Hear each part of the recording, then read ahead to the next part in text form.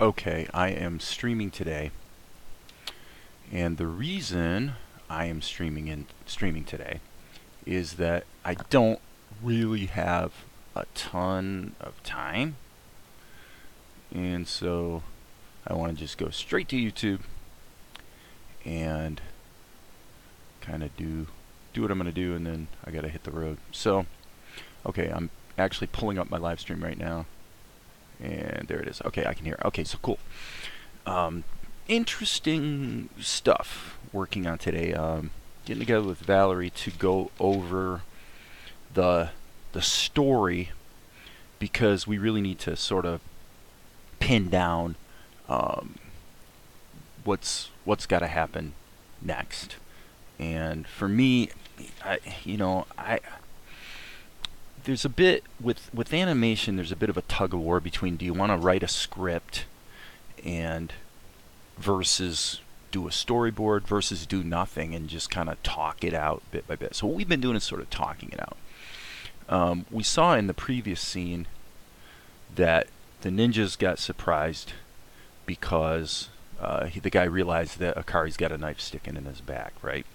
So, so what happens next? Well, we're kind of going over the bullet points here. You know, she tells him to put it down. He threatens to smash the vase. So this is interesting because I had a version of this where the guy goes like this. I'll show you. He goes whoop, like that. So like I was thinking in terms of making the animation, making the action crystal clear. Like there's no mistaking what's going on. And uh, she was probably looking for a little more subtlety in the action than that, which is arguably more in keeping with what you usually see in anime, especially in a dialogue-driven scene. Now, what's kind of another thing interesting about this is as I'm going through the, let me see here. I actually had some other shots. Well, I guess I could show it here.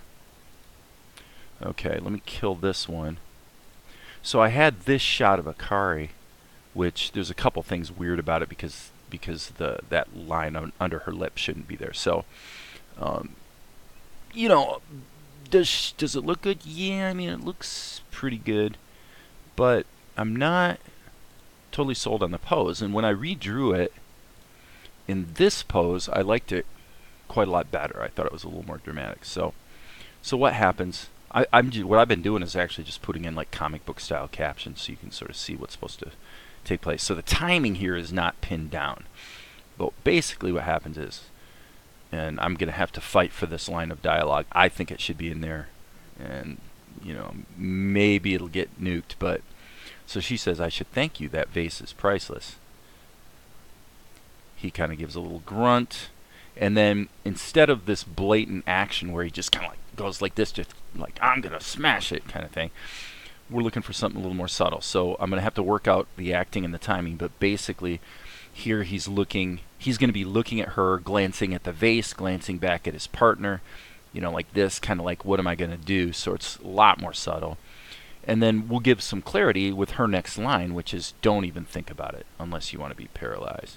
So this is kind of good from the standpoint that I'm able to reuse this shot over and over. Really, it's probably going to be the only close-up. These two shots will be the only two close-ups, and then most of the action will take place from this wide angle. So then he basically acquiesces.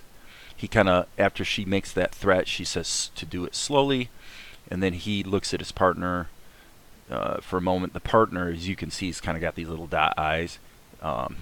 Obviously, this is kind of storyboard style, but the idea is that he's more uncertain, and he goes ahead and acquiesces and puts it down. She says that's better. Okay, so then what's going to happen next?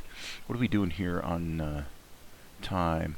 By the way, I don't know how to say your name. It looks like Chenna. So I'm going to say hi. Okay, so what's going to happen next? This is a bit of a slow process. He puts it down slowly. She threatens to paralyze him. So he's going to turn and stand hands up. Now what the audience isn't going to know is why he's willing to just give in so easily. And there's a little bit of dialogue that's going to take place between them. So the dirty little secret is that he has more ninjas on the way, and of course she doesn't know that. And at some point she's going to wonder why he's actually being so cooperative, I think. So now what's going to happen next? Again, we're just going to be in storyboard mode here today. Because I'm going to have to split, and like split in English means leave. I'm going to have to leave in about 10-15 minutes here at the most. So what are we going to do? She establishes that he's done the right thing. I'm seeing this in my head. Let me see. Let's draw it this way. Let's go boom, boom, boom. Okay. She's got her. Yeah, she's.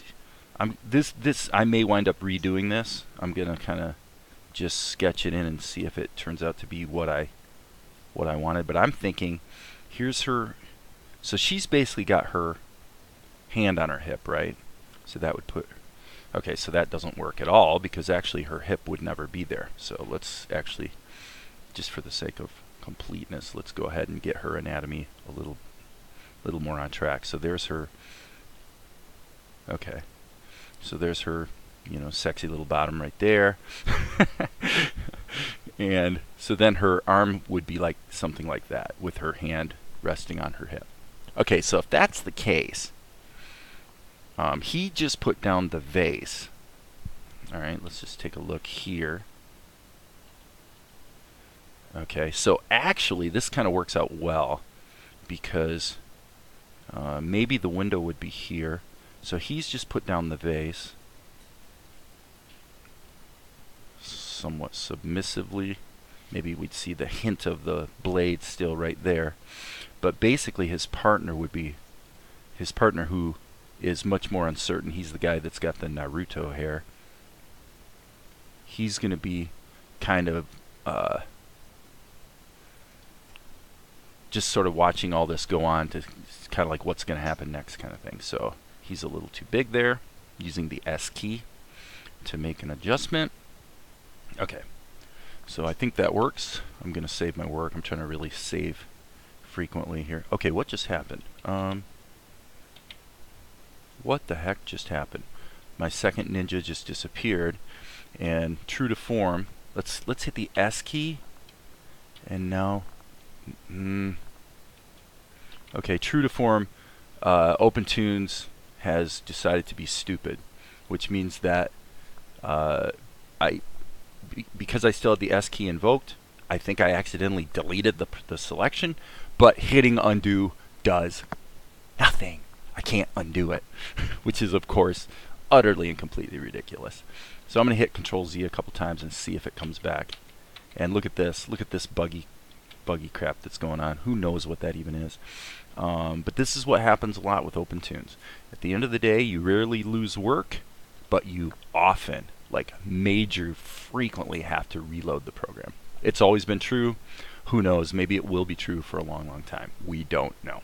But here we go. Pre-fight dialogue. And there we go. Let's see what the scene. Yeah. So unfortunately, this means I got to redraw ninja number 2. And so I will do so. Okay. But this time I'll draw him a little more correctly right from the get-go. Remember, he's got the Naruto hair. I'm just going to, obviously I could draw him a lot more detailed and correct, but I don't really, all I want to do is get the basic action correct at this point. Okay? The poses, you might say. Okay, so this is the guy that's got the ponytail. So we're looking at him from behind. Okay, let's again save early and save often. That's the rule. Always save your work frequently. Okay. And she says that's better. Okay, so now what we're going to do is we're going to use the feature that Jeremy Bullock built into OpenToonz so that we can go down here, and then we're going to hit the D key. And the D key is going to make a duplicate. Now, if I was animating this properly, what I'm doing right now is kind of stupid. What I really should be doing is putting these things in different layers. But since I'm just sketching and trying to get the feel for what I've got, I'm going to just leave it all in a single level. So this guy's not going to move. And so we're going to go from this to, let's just rough this in. Let's just rough this in. Okay. I'm going to keep his hand out kind of like that. All right, that's okay. And now I'm going to say he's turned around like this, and his hands are going to be up. Okay, so the idea is that he's doing a submission move here, and he's going to put his hands up, and he's actually going to stand, which kind of suggests that maybe this shot is going to be problematic because he actually doesn't have room to stand up. Okay, but what we could do is we can pan up with the camera. The one good thing is this level that I'm working on right now has an image size that's actually 4,000 pixels, so that means I got lots of room to mess with the scale. And it also means that as I continue here, if I want to draw him standing up and just draw outside the lines like that, I can do so. So let's therefore just keep forging ahead. All right, and so now the main thing I want to do here is just get the basic pieces in play at this point. Okay. By the way, I disappeared. Okay, looks like we're back on. All right, so let's go from this, and he's got that band right there on his around his bicep and tricep, right? We remember that. He's also got the wraps around his waist. Okay, so now one question that's coming, there's probably 10,000 ways to do this that would be smarter than the way down to the ground, right? Okay, so therefore, from this point of view, let's just figure out where he would be anatomically. If his knee was out here, this knee would be kind of like that, and as he moves around, he would have to shift his weight sort of like that.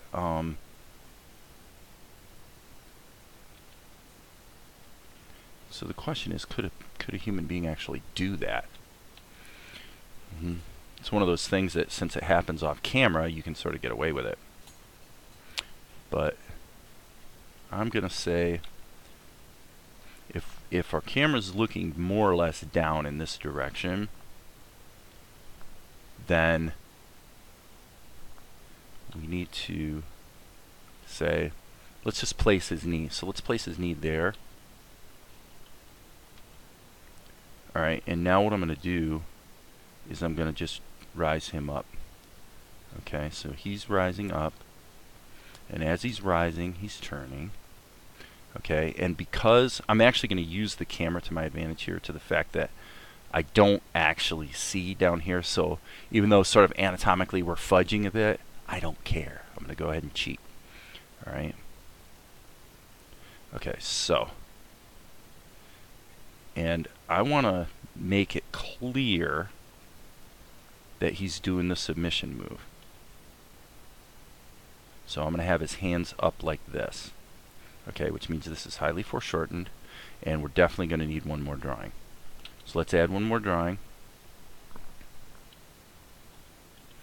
And in this drawing, let me erase this.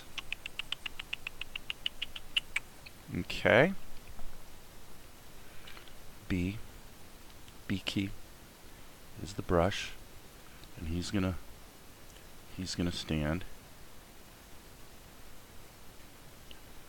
and this is where he winds up, and he's got his hands out in the submissive posture.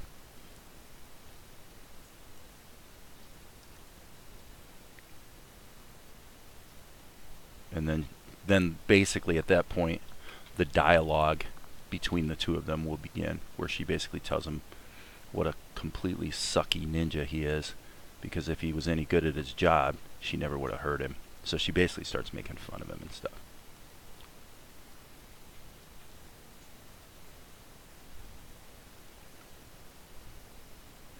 Okay, so we're just doing the breakdowns here. We're not going for finished animation. If you want to see something that looks a little more polished, look at my other 10,000 YouTube videos. Because we're not. Right? Okay. Yeah, I like it. There's his elbow. There's the wraps. That's foreshortened. And the hands are up. And the dialogue can begin. And I'm sure we're going to want to go ahead and pull out with the camera so we can obviously see this. But basically, I think from a storytelling standpoint, we're in pretty good shape. Let's go back to the top. We'll do a quick review, and then I'm going to have to kill it for today. So she says, I should thank you. That vase is priceless. He looks at his buddy. What are we going to do? And she says, don't even think about it unless you want to be paralyzed. And by the way, I don't think that's like the greatest line of dialogue ever, but it's kind of sort of okay. Grr. She tells him to set it down slowly, which he, after a quick consideration, looking to his buddy, he goes ahead and sits it down. She says that's better, and then he goes ahead and rises in the submissive position. Frankly, I love it. I think it looks really good. I think it feels right. I think Val's going to like it. And with that, let's save our work. We'll save all. I will add this video to the animation live stream.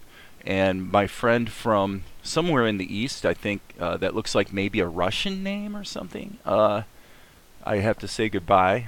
Please come back. Please subscribe if you're not subscribed. And we'll carry on either later today or tomorrow, I suppose.